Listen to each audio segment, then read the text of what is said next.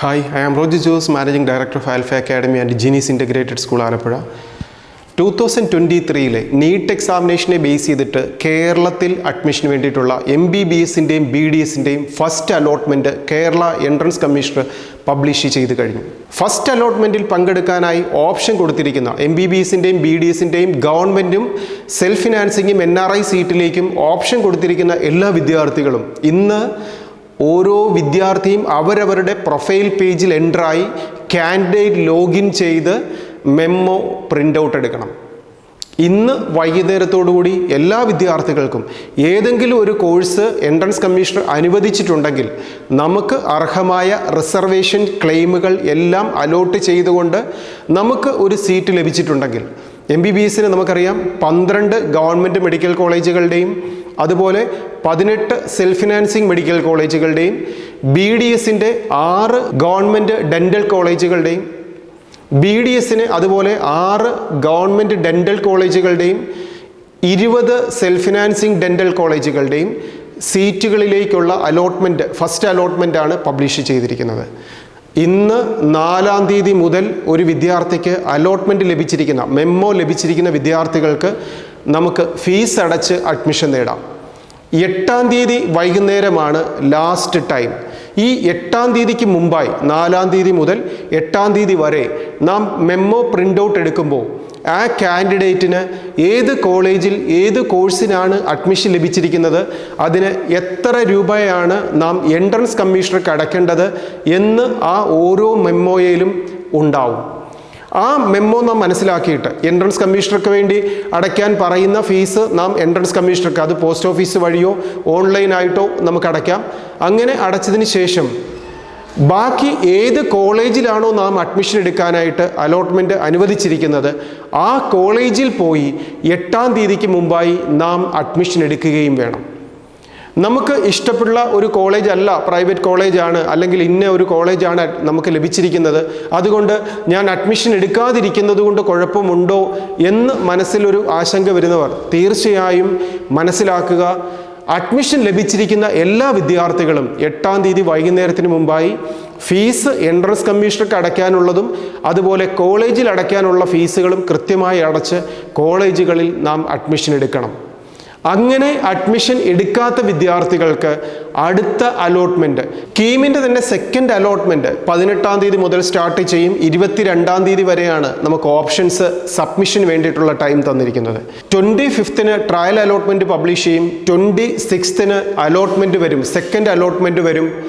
26-ന് ശേഷം കോളേജുകളിൽ admission second allotment ലഭിക്കുന്ന വിദ്യാർത്ഥികൾ അഡ്മിഷൻ എടുക്കണം. ആ സമയത്ത് നമുക്ക് എന്തെങ്കിലും ചേഞ്ച് വന്നിട്ടുണ്ടെങ്കിൽ അത് ഗവൺമെൻറ് കോളേജോ സെൽഫ് ഫിനാൻസിങ് കോളേജോ ഏതുമാവട്ടെ, ഫസ്റ്റ് അലോട്ട്മെൻറ്റിൽ നമുക്ക് ലഭിച്ചിരിക്കുന്നതിനെ ബേസ് ചെയ്തിട്ട് സെക്കൻഡ് അലോട്ട്മെൻറ്റിൽ ഒരു ചേഞ്ച് നമുക്ക് ലഭിച്ചിട്ടുണ്ടെങ്കിൽ ആ സമയത്ത് നാം ആ ചേഞ്ച് വന്നിരിക്കുന്ന കോളേജുകളിൽ പോയി നിർബന്ധമായും അഡ്മിഷൻ ചേഞ്ച് ചെയ്ത് അവിടെ അഡ്മിഷൻ എടുക്കണം. ഈ രീതിയിലാണ് ഒരു ഫസ്റ്റ് അലോട്ട്മെൻറ്റിലും സെക്കൻഡ് അലോട്ട്മെൻറ്റിലും ഒരു വിദ്യാർത്ഥി പങ്കെടുക്കേണ്ടത്. ഇതിന് ശേഷം തേർഡ് അലോട്ട്മെൻറ്റും ഫോർത്ത് അലോട്ട്മെൻറ്റും ഒക്കെ ഉണ്ട്. അതിനെക്കുറിച്ചുള്ള വിശദ വിവരങ്ങൾ തന്നെ എൻട്രൻസ് കമ്മീഷനുടെ പ്രോസ്പെക്ടസിലൂടെ ലേറ്റസ്റ്റ് ആയിട്ടുള്ള അപ്ഡേഷൻസ് വരുമ്പോൾ നമുക്ക് മനസ്സിലാക്കാം. ഈ വർഷത്തെ ഒരു പ്രത്യേകത നാം കാണുന്നത് മുൻ വർഷത്തേക്കാൾ വിദ്യാർത്ഥികൾ കുറച്ചുകൂടെ റാങ്കിൽ ഹൈ ആയി പോയ വിദ്യാർത്ഥികൾക്ക് പോലും അഡ്മിഷൻ കിട്ടിയിരിക്കുന്നതായിട്ടാണ് ഈ അലോട്ട്മെൻറ്റിൽ കാണുന്നത്. കാരണം ഓൾ ഇന്ത്യ അലോട്ട്മെൻറ്റ് ഫസ്റ്റ് അലോട്ട്മെൻറ്റിൽ നടന്നതുകൊണ്ട് തന്നെ കുറേ അധികം വിദ്യാർത്ഥികൾ ഓൾ ഇന്ത്യ അലോട്ട്മെൻറ്റിലൂടെ കേരളത്തിലുള്ള സീറ്റുകളോ അല്ലെങ്കിൽ അതർ സ്റ്റേറ്റിലെ സീറ്റുകളിലേക്കോ വിദ്യാർത്ഥികൾ മാറിയതുകൊണ്ട് കുറച്ച് റാങ്കുകൾ താഴെ വന്ന വിദ്യാർത്ഥികൾക്ക് പോലും ഇപ്രാവശ്യം എല്ലാ റിസർവേഷൻസും, അത് ജനറൽ കാറ്റഗറിയിലുള്ളവർക്കും EWS റിസർവേഷൻ ഉള്ളവർക്കും അതുപോലെ Ezhava community, Muslim community, SC/ST community, അതുപോലെ എല്ലാ റിസർവേഷൻ കമ്മ്യൂണിറ്റിയിൽ വന്ന വിദ്യാർത്ഥികൾക്കും കഴിഞ്ഞ വർഷത്തേക്കാൾ നല്ലൊരു വ്യത്യാസത്തിലുള്ള റാങ്കുകളിലൂടെയൊക്കെ തന്നെ അഡ്മിഷൻ ലഭിക്കാൻ സാധിച്ചിട്ടുണ്ട്. അപ്പോൾ ഇനി ചെയ്യേണ്ട ഒരു കാര്യം, ഈ ഫസ്റ്റ് അലോട്ട്മെൻറ്റിൽ നമുക്ക് ലഭിച്ചിരിക്കുന്ന കോളേജോ കോഴ്സോ ഏതുമാവട്ടെ, അത് ഗവൺമെൻറ് സെക്ടറിലെയോ പ്രൈവറ്റ് സെക്ടറിലെയോ NRI സീറ്റുകളോ ഏതുമാവട്ടെ, നമുക്ക് അഡ്മിഷൻ ലഭിച്ചിരിക്കുന്ന വിദ്യാർത്ഥികൾ നിർബന്ധമായും എൻട്രൻസ് കമ്മീഷണർക്ക് അടയ്ക്കാനുള്ള ഫീസ് നാം എൻട്രൻസ് കമ്മീഷനുടെ പാറ്റേണിലൂടെ പോസ്റ്റ് ഓഫീസ് വഴിയോ അല്ലെങ്കിൽ ഓൺലൈനായോ അടച്ച് നമുക്ക് മുന്നോട്ടുള്ള കോഴ്സുകളിൽ പഠിക്കാൻ താല്പര്യമുണ്ടെന്നും അടുത്ത അലോട്ട്മെൻറ്റിൽ എന്നെ കൺസിഡർ ചെയ്യണം എന്നുള്ളതും എൻട്രൻസ് കമ്മീഷനെ അറിയിക്കാനുള്ള ഫീസ് പാറ്റേൺ റെമിറ്റ് ചെയ്യുക. അതിനുശേഷം കോളേജുകളിൽ പോയി അഡ്മിഷൻ എടുക്കുക. ഇതിനും ലാസ്റ്റ് ഡേറ്റ് തന്നിരിക്കുന്നത് 8th ആണ്. വിശദമായി തന്നെ കൃത്യമായി തന്നെ പ്രോസ്പെക്ടസിലൂടെ എല്ലാം മനസ്സിലാക്കി മെമ്മോ പ്രിൻ്റ് ഔട്ട് എടുത്ത് അഡ്മിഷൻ പ്രൊസീജിയറിൽ പങ്കെടുക്കാൻ എല്ലാ വിദ്യാർത്ഥികളും ശ്രദ്ധിക്കുക. നാം പഠിച്ച് ഏറ്റവും നല്ല രീതിയിൽ ഒരു റിസൾട്ടിലേക്ക് എത്തിയതുപോലെ തന്നെ പ്രാധാന്യമാണ് ഈ അലോട്ട്മെൻറ്റ് പ്രോസസ്സിങ്ങിലും ശ്രദ്ധിച്ച് ചെയ്യുക എന്നുള്ളത്. നിങ്ങൾക്ക് ഏതെങ്കിലും ആപ്ലിക്കേഷൻ സബ്മിറ്റ് ചെയ്യുന്ന സമയത്ത് ഈ ഓൺലൈൻ അലോട്ട്മെൻറ്റിൽ പങ്കെടുക്കുന്ന സമയത്ത് എന്തെങ്കിലും സംശയങ്ങൾ ഉണ്ടാകുന്നെങ്കിൽ ആൽഫയുടെ ക്യാമ്പസിലേക്ക് വിളിക്കാം, നേരിട്ട് വരാം. നിങ്ങളെ ഹെൽപ്പ് ചെയ്യാൻ ആൽഫ അക്കാഡമി കൂടെ ഉണ്ടാവും. ഇതിനോടൊപ്പം ഈ ഫസ്റ്റ് അലോട്ട്മെൻറ്റിൽ ലഭിച്ചില്ല, ഒരു കോളേജ് ലഭിച്ചില്ല എന്ന് വിചാരിച്ചും വിദ്യാർത്ഥികൾ വിഷമിക്കേണ്ട കാര്യമില്ല. അടുത്ത അലോട്ട്മെൻറ്റിൽ നമുക്ക് നിലനിന്നിരിക്കുന്ന ആ കോളേജുകളെല്ലാം ഏതാണോ നമുക്കിപ്പോൾ അലോട്ട് ചെയ്തിരിക്കുന്നത് അതിന് മുകളിലുള്ള കോളേജുകളും കോഴ്സുകളും എല്ലാം സെക്കൻഡ് അലോട്ട്മെൻറ്റിൽ അവിടെ തന്നെ നിലനിൽക്കും. നമുക്ക് ആവശ്യമില്ലാത്ത കോളേജുകൾ ഏതെങ്കിലും കോഴ്സുകൾ ഉണ്ടെങ്കിൽ അത് ഡിലീറ്റ് ചെയ്തിട്ട് നമ്മൾ റീസബ്മിറ്റ് ചെയ്താൽ മതി. അതെങ്ങനെയാണ് സെക്കൻഡ് അലോട്ട്മെൻറ്റിൽ നാം പങ്കെടുക്കേണ്ടത്. അങ്ങനെ ഇവിടെ ഏതെങ്കിലും ഒരു കോഴ്സോ കോളേജോ ലഭിക്കാത്ത വിദ്യാർത്ഥികൾ, അത് MBBSൻ്റെയോ BDSൻ്റെയോ കോഴ്സുകൾക്ക് ലഭിക്കാത്ത വിദ്യാർത്ഥികൾ നിർബന്ധമായും സെക്കൻഡ് അലോട്ട്മെൻറ്റിൽ കൃത്യമായി പങ്കെടുക്കുക. അവിടെയും ഇവിടെ അഡ്മിഷൻ എടുക്കാതെ മാറുന്ന കുട്ടികളുടെ സീറ്റും കൂടെ അവിടെ അലോട്ട് ചെയ്യും. അതുകൊണ്ട് തന്നെ കുറച്ചുകൂടെ വിദ്യാർത്ഥികൾക്ക് അഡ്മിഷൻ ലഭിക്കാനുള്ള സാധ്യത, അല്ലെ കൃത്യമായ ഒരു അഡ്മിഷനിലേക്ക് മാറാനുള്ള സാധ്യത സെക്കൻഡ് അലോട്ട്മെൻറ്റ് സമയത്താണ് വരുന്നത്. അപ്പോൾ അതുകൊണ്ട് തന്നെ ഇനി അതിലേക്ക് നമ്മളെ കൺസിഡർ ചെയ്യണമെങ്കിൽ ഇവിടെ നാം ഫീസ് അടച്ചിട്ടില്ലെങ്കിൽ നമ്മെ കൺസിഡർ ചെയ്യില്ല.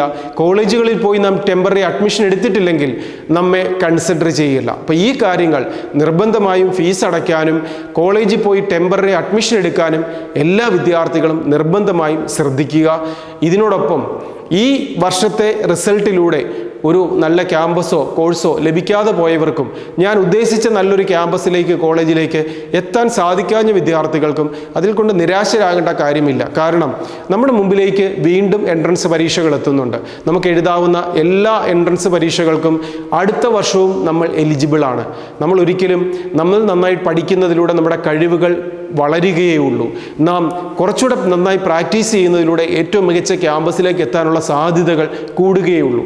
ഇങ്ങനെ നന്നായി ഒന്ന് പഠിച്ച് അടുത്തൊരു ക്യാമ്പസിലേക്ക്, ബെസ്റ്റ് ക്യാമ്പസിലേക്ക് അടുത്ത വർഷം എത്തണമെന്ന് ആഗ്രഹിക്കുന്ന വിദ്യാർത്ഥികൾക്കും ആൽഫയുടെ റിപ്പീറ്റർ ബാച്ചിൽ ജോയിൻ ചെയ്യാം. ഒരു ഇൻറ്റൻസീവ് ട്രെയിനിങ്, പേഴ്സണൽ അറ്റൻഷൻ നൽകുന്ന റിപ്പീറ്ററിൻ്റെ ബാച്ചിലേക്ക് ജോയിൻ ചെയ്യാം. ഏറ്റവും നന്നായി പഠിച്ച് അടുത്ത വർഷത്തെ എൻട്രൻസ് പരീക്ഷകളിൽ വിജയിക്കാൻ വേണ്ട രീതിയിലുള്ള ഒരു സിസ്റ്റത്തിൻ്റെ പാർട്ടായി നല്ല പേഴ്സണൽ അറ്റൻഷനോടെ പഠിച്ച് വിജയിക്കുകയും ചെയ്യാം. ഇങ്ങനെ ഏത് സമയത്തും ഓൺലൈൻ പാറ്റേണിലാവട്ടെ, ആപ്ലിക്കേഷൻ സബ്മിഷൻ്റെ മെത്തേഡാവട്ടെ, പഠന കാര്യങ്ങളിലാവട്ടെ എപ്പോഴും നിങ്ങളെ ഹെൽപ്പ് ചെയ്യാൻ ആൽഫ അക്കാഡമി കൂടെ ഉണ്ടാവും. എല്ലാവർക്കും നല്ല വിജയം നേടാൻ സാധിക്കട്ടെ എന്ന് ആശംസിക്കുന്നു. Best wishes.